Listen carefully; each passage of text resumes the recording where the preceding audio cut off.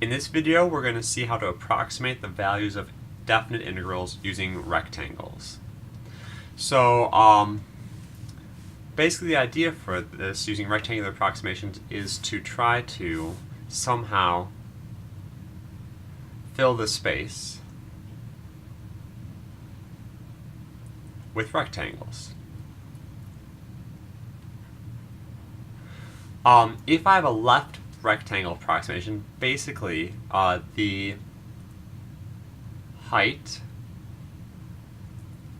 is determined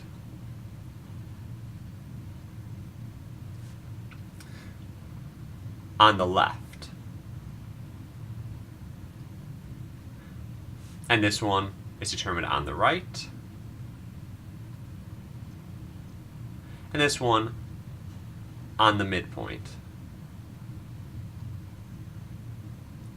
And what that means is this. So if I have this graph,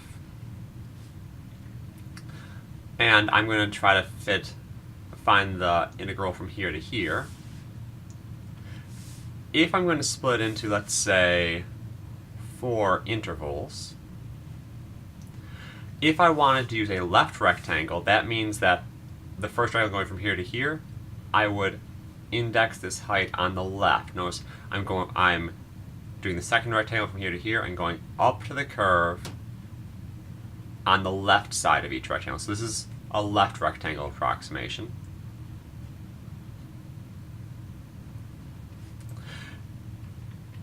Differently, if I want to do a right rectangle approximation, I would consider for the first interval starting at the right side, going up to the curve, and using that to find the height of each rectangle.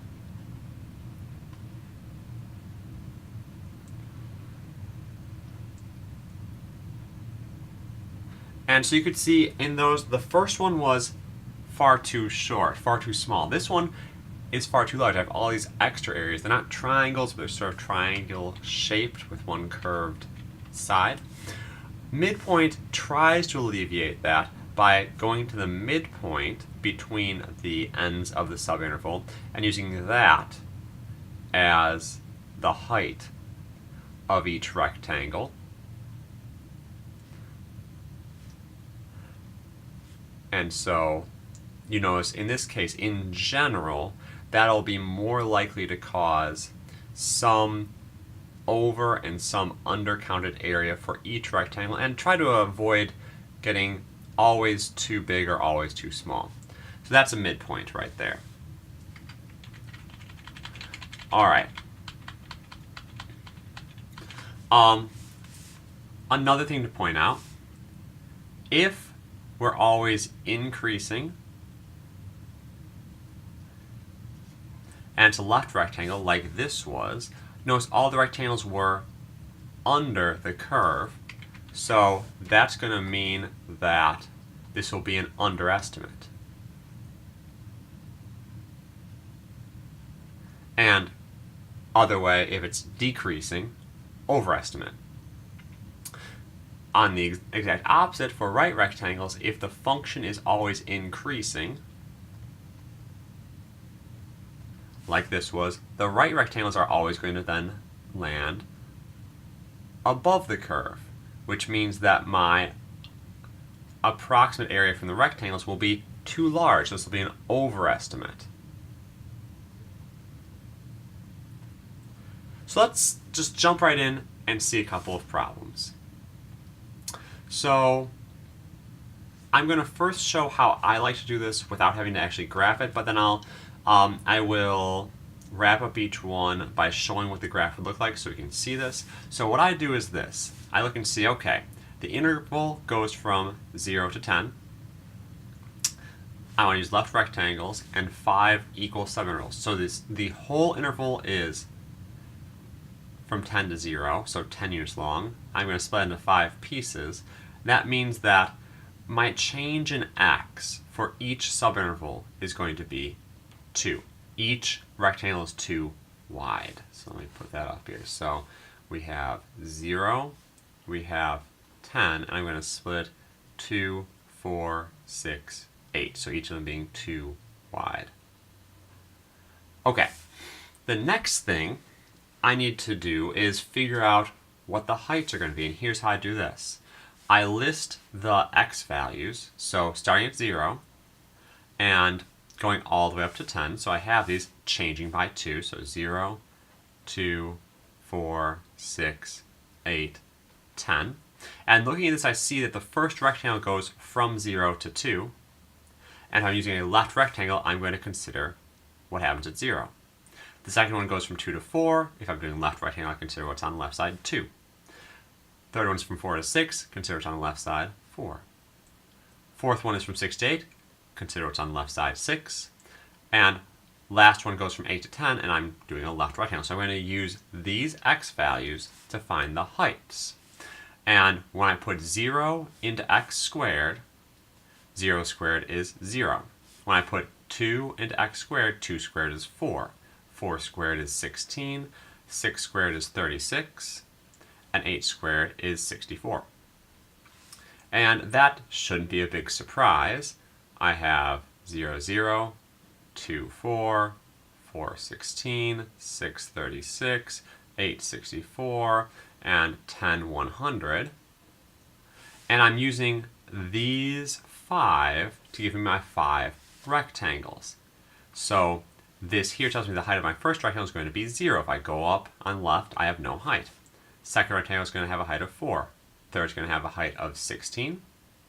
Fourth is going to have a height of 36. And fifth is going to have a height of 64, because I'm under this parabola. And I guess it goes this way as well, but I don't care about that area. So now I just do base times height. Each rectangle was 2 units wide. This one's 0, so I do 2 times 0 plus 2 times 4 plus 2 times 16 plus 2 times 36 plus 2 times 64. And let me do this on here. Hopefully I don't mess up. So 0 plus 8 plus 32 plus 72 plus 128. And let me be smart about this. So these add together give me 200. These add give me 40, 0, 0, so 240.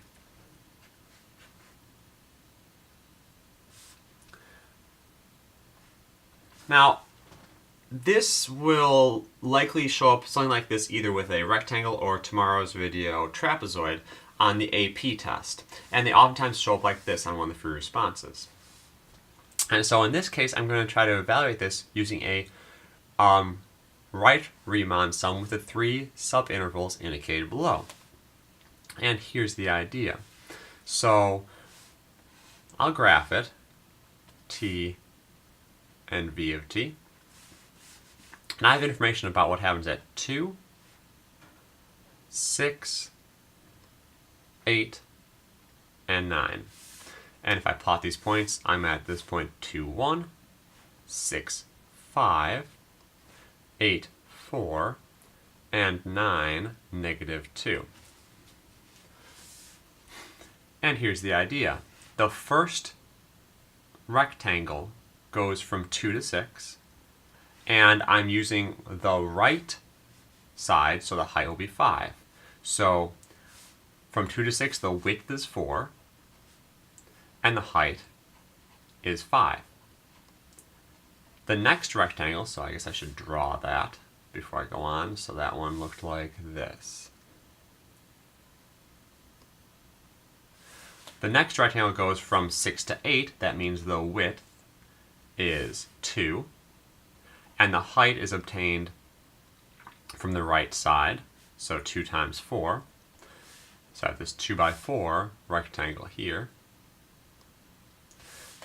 And the final one goes from 8 to 9, so the width is 1, and the height here is a negative 2 on the right-hand side. It's going to be below the x-axis, which means the integral for that portion will be negative. It works out lovely, so 1 times negative 2. And I just compute this, so 20 plus 8 minus 2 gives me 26. And finally, an example of the midpoint. So in here, I know that the sine graph looks like this.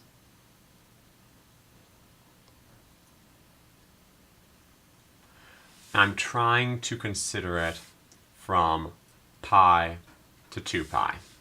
So the whole interval is 2 pi minus pi wide. I'm splitting it into 4 subintervals, so divide that by 4, which means each subinterval is pi over 4 wide. So we have pi, we have 2 pi. This is going to be 5 pi over 4, 6 pi over 4, which is 3 pi over 2, and 7 pi over 4, so let me put that down. 5 pi over 4, 3 pi over 2, 7 pi over 4. So I don't do the graph when I generate this, I just do the list. So I start at pi, start at the lower limit, and then add on the delta theta, in this case, the change in theta between each subinterval. So 5 pi over 4, 3 pi over 2, 7 pi over 4, and 2 pi. In this case, I'm going to do the midpoint rectangle, so I need to find these points that are right in the middle of each interval. So the average of pi and 5 pi over 4, I'll do the work over here for this one, and I'll just put the answers for the other one. So I add them together, pi plus 5 pi over 4, and divide it by 2. Pi plus 5 pi over 4 is going to give me 9 pi over 4. All divided by 2 is, when I divide a fraction by an integer, the integer combines into the denominator, so 9 pi over 8. And the midpoint of this, if I did the same process, or if I add on pi over 4, which is 2 pi over 8, will be 11 pi over 8. Midpoint of this will be 13 pi over 8, and the midpoint, of this, and the midpoint of this will be 15 pi over 8. So these are the things that I put into sine to get the heights. So let me do that in a calculator, because I don't know that on the top of my head. So in here, make sure I am in radians. I am indeed in radians. So I will do this way. Now I could just type it in like sine of, but that's not the smartest way. I'm going to go into here, type in the function, sine of x, and we see the sine graph. I could try to look at the table, but I'm not going to see what I need on the table here. It's going to give me all of these outputs for the integers that I can scroll up and down. What I want to do is go to table set, so second table set. I'm going to change the independent, which is my x variable, or my theta over here, to ask, but leave dependent as auto. And what's going to happen now is when I go to the table, it's going to be blank, but I can put in what I want. So I want to put in 9 pi over 8.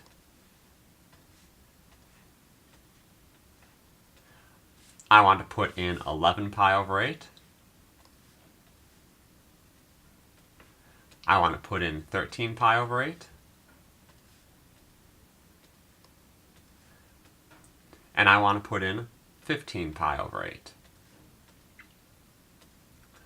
Now you can see some symmetry here. That should not be surprising, because if I were to draw these rectangles, the first and second rectangles are going to be the exact same as the fourth and third, respectively, just shifted over.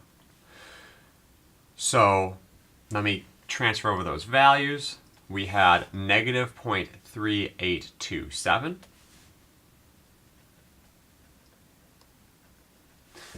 And that was going to be multiplied by pi over 4 for the width.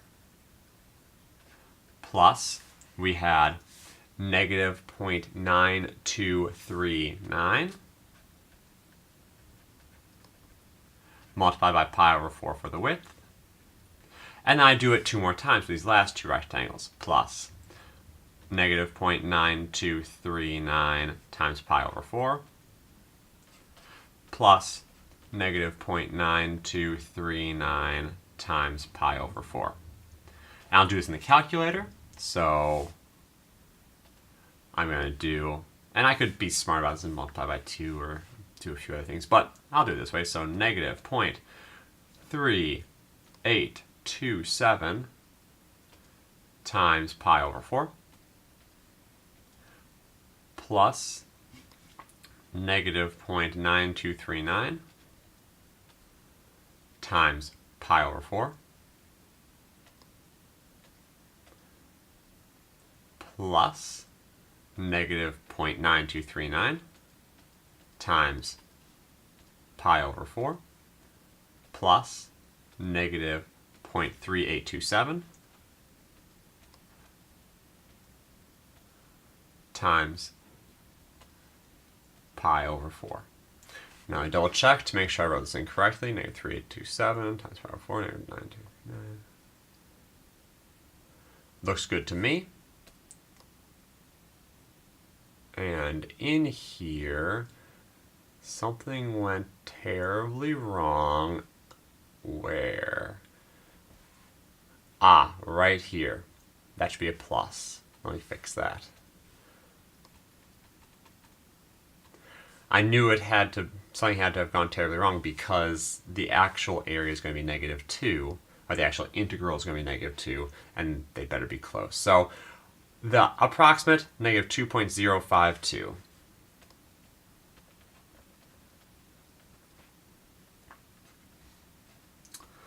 I hope this helped out. Feel free to comment below if you do have any questions.